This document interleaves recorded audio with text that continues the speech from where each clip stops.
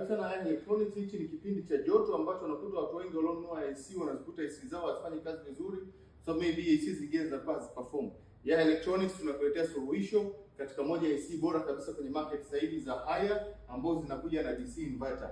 DC inverter ni kwamba ule umeme wa TANESCO unaweza kubadilisha ukienda mpaka kwenye umeme ambao unalingana na wa betri na AC ikafanya kazi. Na inaweza ikafanya kazi mpaka kwenye generator ya 0.7 kV.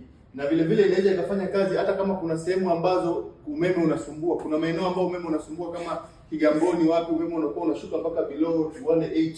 Hii AC inaweza ikafanya mpaka kwenye umeme wa below 140 na ikafanya kazi wala haina shida yoyote.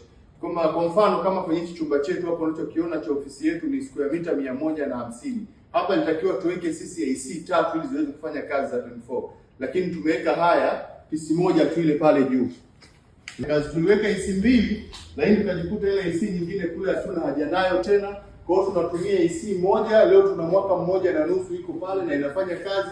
Na mpaka kuna wakati huwa tunaamua kuizima wenyewe kwa baridi lilopo. Sasa imagine AC moja inapoza square meter 150.